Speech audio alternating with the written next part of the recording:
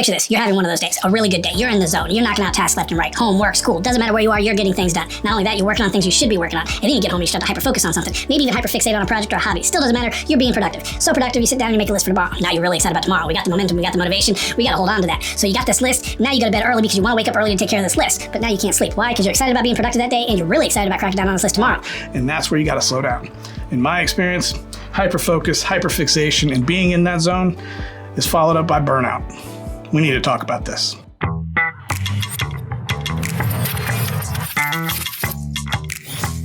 How's everybody doing? Welcome back to another video. Thank you so much for joining me, and if you're new here, my name is Steve, and on this channel we talk everything ADHD.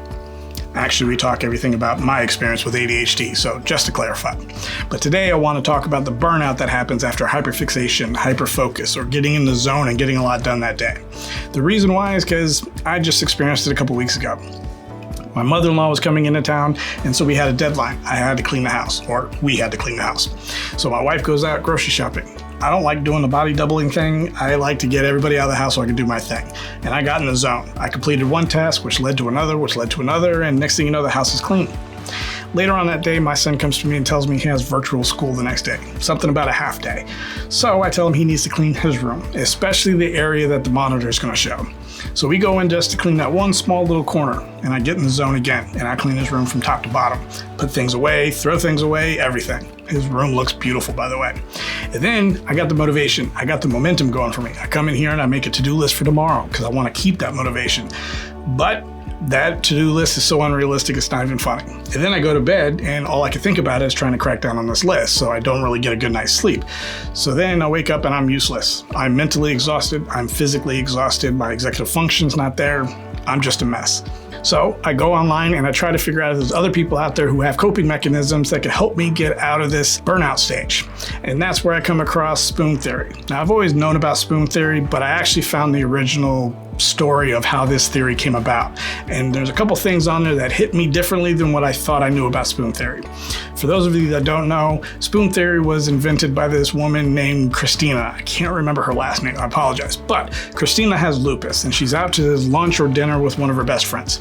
And her friend asked her what it's like living with lupus. She thought about it for a second and then she went around the restaurant and grabbed up all the spoons she could. So she handed the spoons to her friend and she said, "Walk me through your day. Every task you do, you got to give me a spoon." So she said, "Okay, well, I wake up and I get ready for work." She goes, "Nope, you got to break it down. You wake up, you get out of bed, that's a spoon. You take a shower, that's a spoon. You get dressed, that's a spoon." And now the woman's starting to realize that half her spoons are gone even before she gets to work. That's the short version of where spoon theory came about. But there's something that happened at the end of the story that really got me thinking about how I spend my spoons. At the end of the story, she informed her friend that she didn't give her all the spoons. She kept one.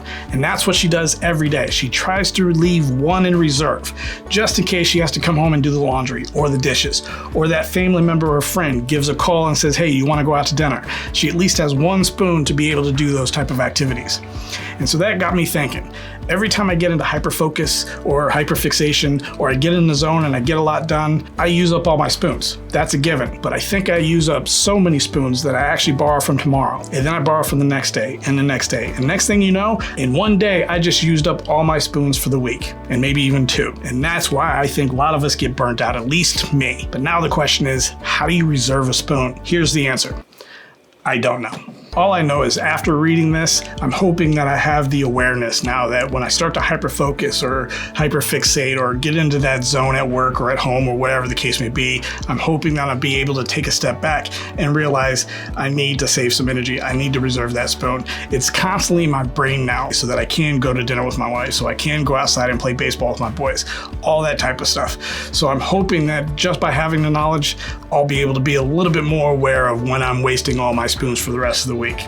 If you can relate to any of this, especially being burnt out, because let's face it, if you have ADHD, you've been burnt out before, then I'm going to leave you with this message. It is okay not to be productive tomorrow. It is okay to take that break the next day. Do not feel shameful. Do not feel like a failure. Think of it this way. You probably did more in one day than most people, because you're worried about that momentum giving up on you. You're worried about losing that motivation. You don't know when it's gonna come back, so you're trying to do everything at once, which causes you to use your spoons for the week or the month or the couple of months, however long it takes. So take the break. You need it. Well, that's all I have. I hope you guys had a good day. I hope you guys got some out of the video. If you did, hit the like button, and I'll see you next time.